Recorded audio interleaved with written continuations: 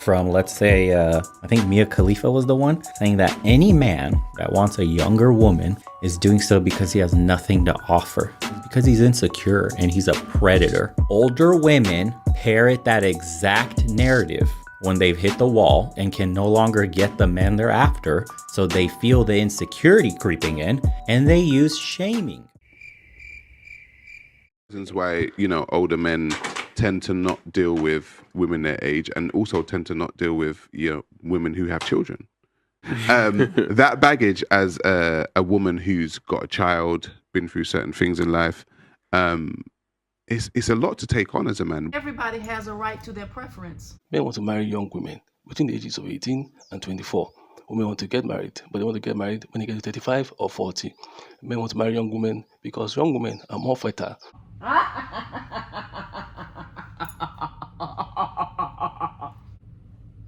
What's wrong with the wall? It's better than being on the floor, and it's much more closer to the ceiling. On the wall is where masterpieces go. So today's video is going to start off a little satirical or sarcastic, and then we are going to get deeper into the metaphysics and solutions. Also, let me add that I am not a relationship expert. I'm more of a destiny expert from a metaphysical perspective. So we are going to be using the principles of astrology, numerology, and divine feminine matriarchal science in order to further explain about this so-called wall as we celebrate every season of life as a woman. This video is also not to clap back at anyone's opinions. I'm not trying to change anyone's opinions because frankly, I don't care. But this is about helping you realize that each season of your life has purpose and it don't stop till the casket drop. This video is also inspired because I was getting tired of watching women do these TikTok videos lamenting about getting 30 and older. It's really cringy that they feel like their whole life stops over one aspect of their life and over what misogynists think. And with me being in my early 40s, I guess you could say I've been a so-called wall member for a while now. So sisters from all walks of life, let me explain to you how delicious life on the wall can be. So my first question to you is, why do you care about what misogynists think? The men that think that you've hit a so-called wall by the time you're 30 aren't men that are suitable for cohabiting with. And everybody has a right to their preference. So when you know your destiny and you know your identity, you will know what's for you and what's not, and it won't bother you at all. You will celebrate the people that are not attracted to you walking off. And actually, your age can be a repellent for men that would otherwise annoy you and drain your precious ashe. My next question to you is, why are you afraid of aging? By the time I'm done with this video, it is my intent to help you make peace with the processes of the divine feminine triple goddess of the maiden, mother, and crone, and how each stage of your life has potential and power. My next question to you is, why are you afraid of being single and alone? Because if you live longer than your husband, you're going to end up alone anyway. So one thing I want you to realize, if you are single and worried that you won't find the right person for you, or a marriage to look socially validated, just because you're married does not mean you are happy. And just because you're married does not mean that you aren't lonely. Some of the loneliest people and most miserable people are married people. And of course, before you hit the comment section, yes, not all couples. So just because you're single doesn't mean that you're miserable or even alone. Now that we've gotten that out the way, let's explore the real reason why what misogynistic men says really matters to you. Let's explore the root of it. If you have spent your entire life in patriarchal religions and the Judeo-Christian Islamic practices, your subconscious has absorbed in your human experience that divinity and creator is only a father, and that the only one that can save you is a man. So if your father rejects you, you feel as if God has rejected you deep down inside, because you may often equate men with the God the Father complex, or either the Holy Son complex. So if a man rejects you, you might subconsciously feel like God the Father is rejecting you, or the Savior Son is rejecting you in some sort of way. So you feel that their approval is needed for social validation purposes. Spiritually speaking, whose time frame are you on? A misogynistic man's time frame or divinity's time frame for your life and destiny? Because no one has the same life path. Some people hit their peak early in life, and some people actually hit their peak later in life. It's called pinnacles in numerology, and everyone's pinnacles are different. So your heyday might be in high school or in your 20s, where someone else's heyday might be in their 40s or 60s. But as a woman, we are in sync with the cycles of nature, and this whole world rotates and operates on our cycles. We do not operate on misogynistic cycles. Even the concept of a thing called a month is related to lunar energy or the moon, with the help and inspiration of the moon. And thus, our life ebbs and flows constantly with our monthly menstrual cycles. So you could have a woman that's a cheerleader in high school or college and feel drained and dried out by the time she's 46 years old. And some people, whether male or female, have soul contracts that don't start until later in life. And I know plenty of people where if they try to rush that process of things going faster, such as getting married, it would be like eating a bowl of raw red beans. You know, it takes time to cook a good bowl of beans, and if you eat them too soon, they'll still be too crunchy. So some things need maturing. And for some of your destinies, if you wait for the time to be correct, for you to be in a divine union, if it's meant to be, and if you want to, it will be much more enjoyable, less tragic, and less draining. Because trying to force something that doesn't fit or is not time for leads to heartbreak and hitting the so-called brick wall. So some people have a destiny point to where they may not meet their mate until maybe 50 or even 60 years old. I've even seen that happen. Whereas not everyone is interested in sharing a toilet and having to compromise values to be with another person of the opposite sex. Another point I'd like to add is you are not a loaf of bread or carton of eggs. You are a soul, a divine being with ageless value and immortal capability. So getting back to my point about different people having different peaks in their life when it's their heyday, I'd like to explain to some of these misogynistic men that if there's such thing as a wall, do you not realize that with abuse going on with very young girls, human trafficking, or being so-called fast, a lot of young women before they're even 17 years old have gone through so much and often get so-called ran through by the time they're 17 years old. And they're worn out and drained by the time they're 20. So would that be a so-called wall if they've been with over 20 men by the time they're 17 years old? Another thing I'd like to say about that is, if you are a woman, you are not beyond redemption. And when you get away from the wrong environments, you can renew your energy and call back your soul fragments to yourself, whether your rights were taken against your will or whether you just simply made bad choices that led to disgraceful results. Another thing is, not all so-called modern women have been drained by the time that they're 30 or 40.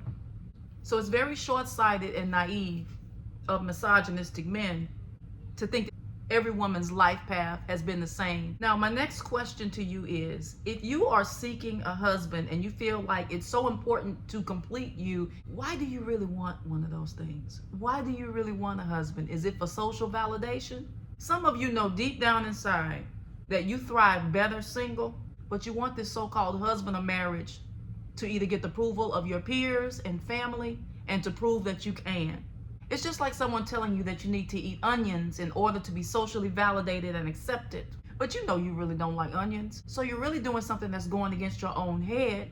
And then you end up feeling trapped and miserable. Another thing I'd like to add is, for many of us, if you meet that person or if you've met that person, it was in a season of our lives where we didn't even care about marriage anymore. Because making the decision to marry is not just a romantic decision based on chemicals in the brain, but it's often a logical decision, a legacy decision, and even a head over heart decision.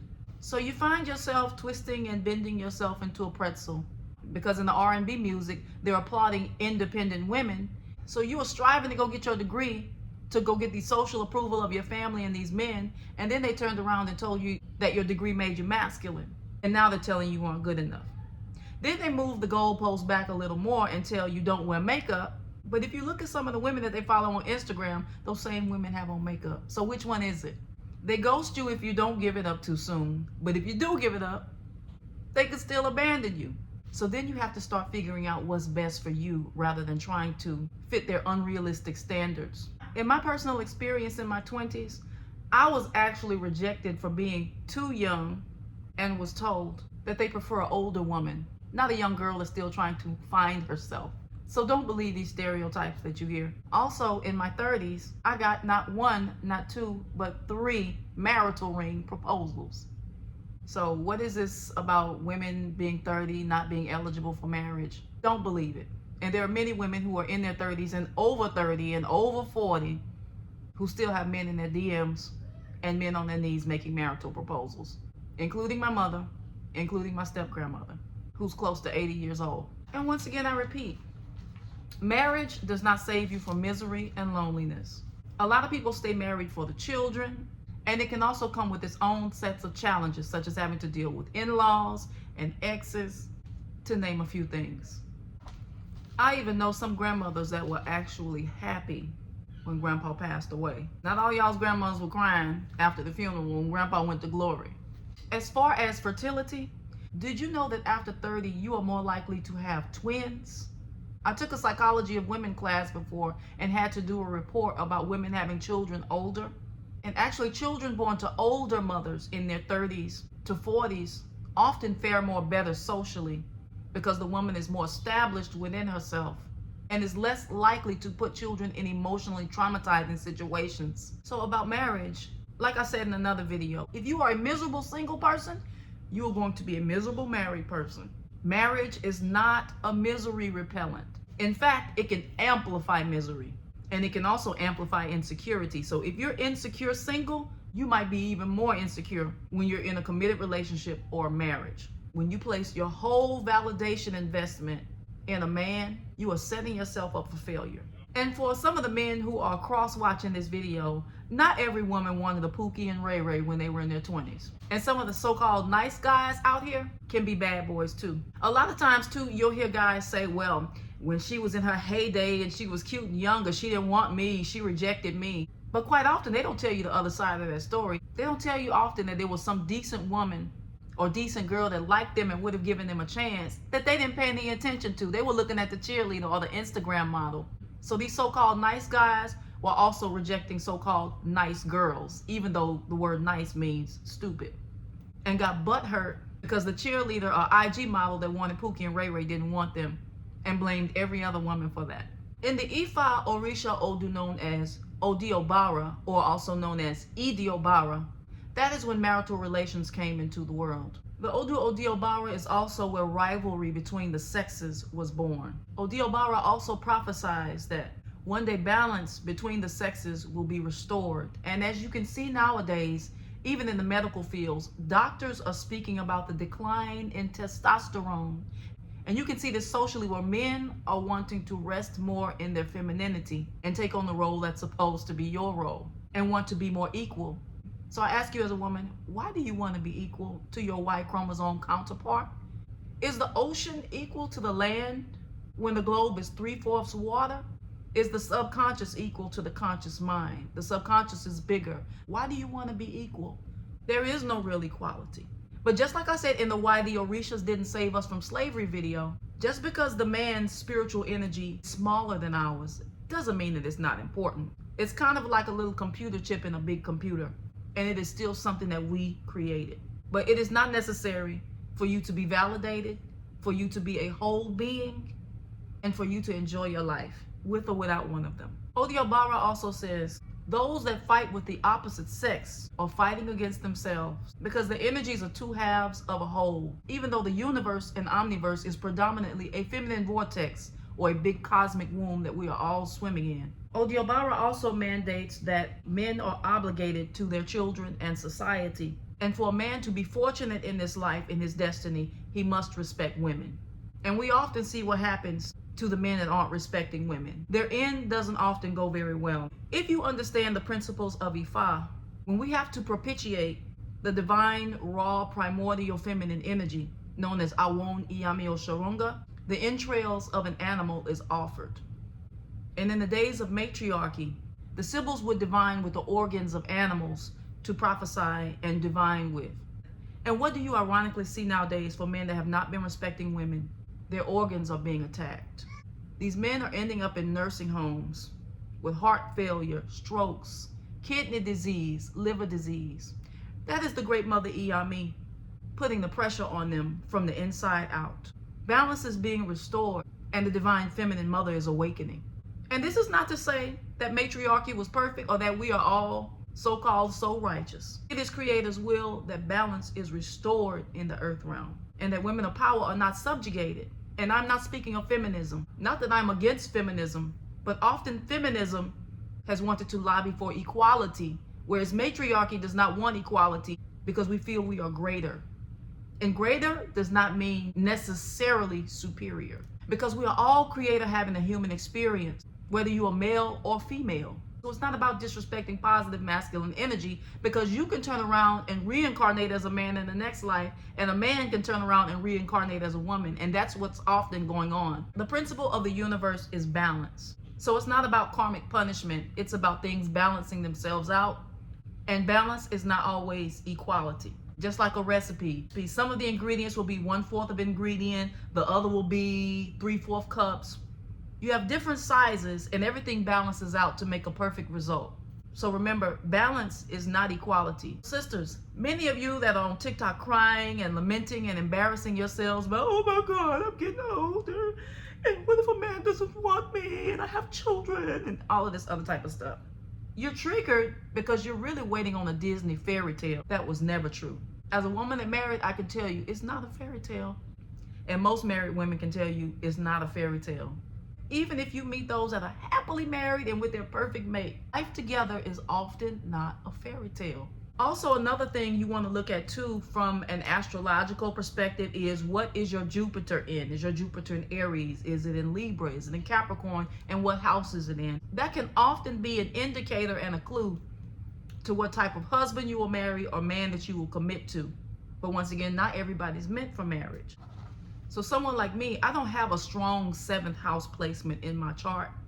So even though I did marry, it's not the biggest slice of my pie. And I'm going to explain slices on the pie in just a minute. My next question to you is, would you really want a man that loves you the way a woman does? Because men and the testosterone that they have is not designed for them to express love necessarily the same way we do. And for my single mothers, let me talk to you, because I've been there. The question is, let me pull up close to ask you this question. Why would you want most of these men nowadays around your children? Do you want a man that bad? If I divorce right now, I can tell you, no access to my children. That is why it's so important for us to divine before we combine the way our ancestors did, to make sure that that person is properly mated to your life, and making sure that even if the marriage or relationship doesn't work, you can still cohabit peacefully. That way you're not looking for someone to fill in that blank. Because you can get a decent man, covers all the bills, but what if that stepfather is now looking at your daughter or even your son? See, we don't think about all of that when we're trying to make our to-do list and manifestation list, but we must start to consider that. It's very scary, especially now more than ever, to just bring anybody around your child, because there are a lot of predators out there. So I advise you, even if you want to date and have your little thing on the side when you get free time to yourself, be careful before bringing your children into that. So don't necessarily cry over the lack of a father. Look at it from another perspective. Give thanks that your children are safer the way things are. And be glad these men don't want you. Rejection is protection. So I advise you, my sisters, look for the opportunity within your predicament. So now I'm going to present a little advice for younger sisters, sisters around my age, and my older sisters, if you don't mind me offering. Number 1, advice for young women: know yourself. Be honest about what you want and don't want. Travel. Have time to be self-absorbed and not being obligated to help anyone but when you can and when you want to. Be integrated in life outside of social media and TikTok. That means have a real life, have a real physical life. Get on out your door, get off the phone, and go live life. There is life to be lived outside your phone screen and devices. Get out there and live it. Number 6, living and enjoying your life does not have to mean getting drunk, high, or sexed up. Many of those are false thrills. If you have to get drunk to do it, that means it wasn't meant for you to do, because that's not real fun anyway. Try going out with somebody without alcohol, marijuana, and other intoxicants and see how you enjoy them then. That'll be the test of real chemistry. With platonic friendships with women and men and people in general, especially romantically. Go scuba diving or go on an adventure, go on a horse ride, or take a class, learn a new language. There's so much other things to do that don't involve you having to intoxicate yourself to do them, because that's nothing but trauma bonding and numbing reality in order to tolerate a person. And then when you have reality situations with these people, such as having children, that's when the coffee hits you in the face and you're like, I didn't know this person was like that. That's because you were too tipsy or too high to see how the person really is. Spend time with them in your right mind, and that will be the true indicator of who's supposed to be in your life. Next up, number 7, learn and master a talent that feels right. So if you love cooking, learn how to cook because you love to cook, but let it be a talent that you truly enjoy, that you would do it whether you are married or single. Number 9, find your destiny. Number 10, take care of your body. Take care of your youth. And don't just think about today, because if you take care of yourself now, you won't crack as much by the time you get my age or older. Take care of your emotional wellness, if that's in the form of therapy, soul work, shadow work, whatever it is. Take care of your emotional wellness now before even thinking about spending your life with a person. Now, advice for my more seasoned sisters.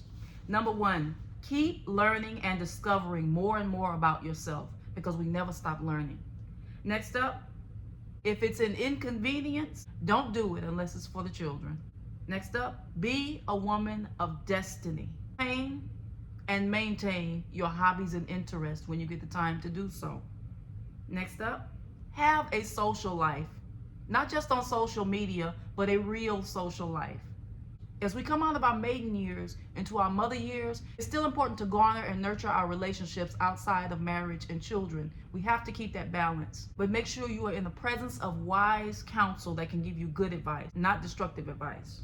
Next up, please stop looking at your marriage life and relationship life as a full pizza and look at it as a slice of the pie rather than the whole thing. If all you have going on for yourself is a marriage or relationship, you are doing your destiny a disservice, because you are more than just a wife or a mother or whatever position that you put yourself in. What other aspects do you have to balance yourself out? Now, this is just a word to the wise. My mother married, I think, at the age 46 years old, and married prominently. After my grandfather passed away, my step-grandmother married again over the age of 60 years old. So if marriage really matters that much to you, there are women over 30, over 40, and over 50 still getting married and are not just acting as nurses wiping the men's butts when they're too old to go out there and cheat all around the world.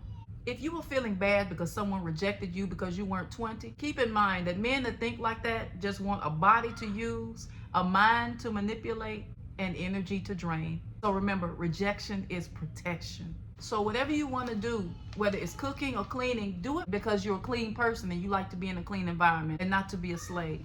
Now here's some advice for women in general. Invest in yourself and learning new things and experiences in all stages of your life. Stop hanging with the girls just to be out catching men. Let your time hanging with feminine friendships be about empowerment. And if you're looking for a weekend of empowerment, you can always join us in February for the Daughters of the Water retreats. Shameless plug. Make decisions based on your destiny, limits, and capabilities, not desperation or beating a biological time clock. Celebrate your crone years and keep looking beautiful with pride. And last but not least, and this is for everyone, not just women, but men as well, to disrespect the crone or the older goddess is to flirt with untimely danger. General advice for everyone: stop mother shaming. Not everyone that has children or is a stay-at-home mom is miserable. You can outsource the chores if you get tired or drained, and make sure you're getting time for yourself. Not everyone's miserable with their children. And on the flip side of that, stop shaming women that don't want children, because there is a balance. Not everyone's meant to be a mother, and that's perfectly fine. We must stop shaming each other for not being feminine enough, because everyone has their own different personas. For example, Yemoja, Oshun, and Oya. Yemoja is the mother energy. Oshun's more of the flirty, coquettish, sort of demure energy. And Oya is a straight up warrior. Oya will split your wig. So everyone's feminine expression is not going to be the same. If you want to know what your personal feminine style is, look at what your Venus sign is in astrology and what house it's in. That will tell you how you express your femininity naturally already. Yes, we can all use some etiquette and training, but we don't all have to be dressed up with pink and berets on to be considered a real woman or feminine enough. If you're more of a sporty type of woman, be yourself. Don't let anyone shame you for your style and how you express your feminine energy. Once again, stop mother shaming, stop shaming women who haven't married fast enough, and stop stay-at-home mom shaming. Now here's some extra bonus information I want to add, just in case you thought you hit a wall after 30. Have you considered that people like Viola Davis, Martha Stewart, Kris Jenner, Tracy Ellis Ross, Vera Wang, Octavia Spencer, Ina Garten, Ava DuVernay, and the late Toni Morrison, you realize that their careers didn't really kick off until after 30? Viola Davis, 31 years old. Ava DuVernay, 32 years old. Ina Garten's career didn't start till she was in her 50s. So what do you mean about life being over? Like I say, it's all about knowing your numerological pinnacles to understand where you're at in your life and what season you're in. Because we will be destined to do a lot of things. That doesn't mean that that particular career path or season is supposed to be permanent within our destiny track. Some things you're meant to do for this season while it changes in a different season. So as a woman, as a cyclical being, know what season you're in and stop letting people tell you that your life is over after 30 or 40 or even 50 or 60 or 70. If you're worried about having children, I gave birth to a healthy baby girl at 39 years old. And as a woman, if you've been violated or so-called ran through, you can redeem your life because you can teach and help those other women coming behind you that need some advice based on the things that you have been through.